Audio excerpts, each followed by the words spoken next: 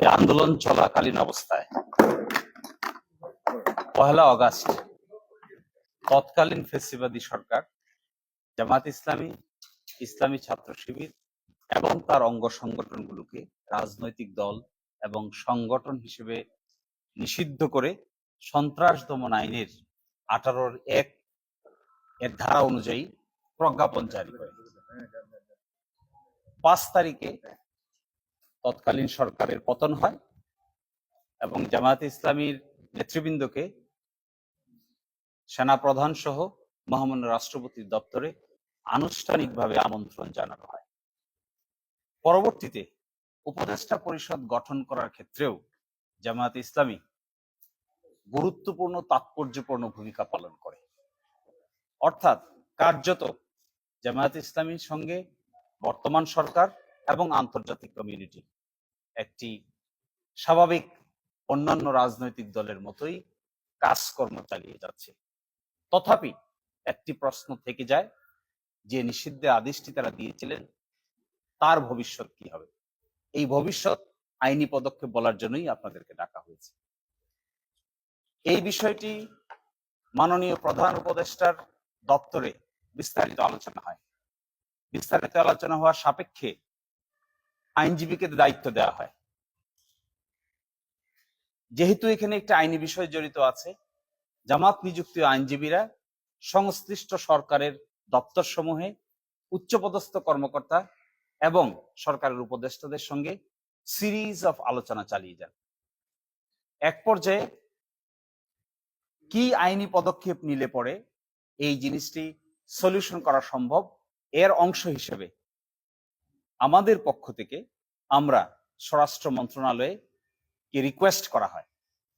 এই রিকোয়েস্টের অংশ হিসেবে তারা আমাদেরকে জানিয়েছেন সকল প্রশাসনিক কর্মকাণ্ড সম্পন্ন হয়েছে, আজকে সরকারি ছুটির দিন।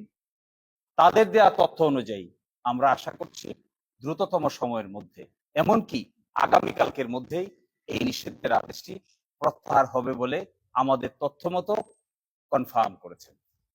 আমরা মনে করি যে আইনি পদক্ষেপ আছে, সেই আইনি পদক্ষেপ অনুযায়ী জামাত ইসলামী পথ চলতে চায়। আমাদেরকে আইনজীবী হিসেবে আমাদের কর্মকাণ্ড হলো সন্ত্রাস দমন আইনের 19 ধারা এবং সন্ত্রাস দমন আইনের 18 ধারা অনুযায়ী পরবর্তী পদক্ষেপ কি হবে এটি বাতলিয়ে দেয় আমাদের কাজ। আমরা তা করেছি, আলোচনা হয়েছে, ফলপ্রসূ আলোচনা হয়েছে। আশা করি আগামীকাল অথবা দ্রুততম সময়ের মধ্যেই তারা আরেকটি প্রজ্ঞাপন জারি করে অতীতের জারি করা প্রজ্ঞাপনটি বাতিল ঘোষণা করবেন। তখন আপনারা নিশ্চয়ই এ ব্যাপারে বিস্তারিত জানতে পারবেন। নিবন্ধনের বিষয়ে কি করবেন? আচ্ছা, কোন গ্রাউন্ডে বাতিল করেছিলাম, কোন গ্রাউন্ডে আপনারা প্রত্যাহার চেয়েছেন? জি, বাতিল করেছিল যে কয়টা কারণ, তার মধ্যে সর্বশেষ কারণ ছিল যে তাদের কাছে, তৎকালীন সরকারের কাছে নির্ভরযোগ্য তথ্য আছে যে জামায়াত ইসলামী এবং তার অঙ্গ সংগঠনগুলো সন্ত্রাসী কর্মকাণ্ডের সঙ্গে জড়িত। অথচ কি ধরনের সন্ত্রাসী কর্মকাণ্ড, কি সেই সন্ত্রাস, কি সেই অ্যাক্টিভিটি, এই মর্মে কোনো ব্যাখ্যা তৎকালীন সরকার দেয়নি। আমরা বর্তমান সরকারকে এটা বলেছি যে আপনাদের কাছে যদি কোনো নির্ভরযোগ্য তথ্য থাকে, কোনো সুনির্দিষ্ট তথ্য থাকে, তাও আপনারা আমাদের দেখাতে পারেন। বস্তুত অর্থে এটি একটি কথার কথা, শুধুমাত্র একটি গণ অভ্যুত্থানের কর্মকাণ্ডকে ভিন্ন দিকে প্রবাহিত করার জন্যই এই ধরনের পদক্ষেপ নেওয়া হয়েছিল বর্মে আমরা মনে করি, এবং বর্তমান সরকার প্রশাসন সবাই এই কথা মনে করে। আপনারা এটা আদালতে না যে সরাসরি কেন প্রজ্ঞাপনের মাধ্যমে? কারণ হলো সন্ত্রাস বিরোধী আইনের বিধান আছে 19 নম্বর ধারা অনুযায়ী আদালতে আসার আগে সংশ্লিষ্ট সরকার কিংবা সংশ্লিষ্ট কর্তৃপক্ষই এই ব্যাপারে পদক্ষেপ নিতে পারেন। যেহেতু সন্ত্রাস বিরোধী আইনের অধীনে নিষিদ্ধ করা হয়েছে, সেজন্য আমাদের সকল পদক্ষেপ সন্ত্রাস বিরোধী আইনের 19 ধারা অনুযায়ী নিতে হবে, সরাসরি আদালতে আসার প্রশ্ন নাই। এই জন্যই এই কাজ যারা নিষিদ্ধ করেছে তারাই এটি প্রত্যাহার করতে পারেন, এই ক্ষমতা আছে। এই জন্যই আমরা আদালতের দ্বারস্থ না হয়ে সরকারকে সংশ্লিষ্ট পদক্ষেপ নিয়ে বাতিল করার জন্য, আইনগত পদক্ষেপ নেওয়ার জন্য আমরা অনুরোধ জানিয়েছি। আওয়ামী লীগ কি ভুল সিদ্ধান্ত নিয়েছে? একই সঙ্গে কি এটা প্রতিহিংসা পরায়ণ কোনো সিদ্ধান্ত ছিল, রাজনৈতিক প্রতিহিংসা পরায়ণ?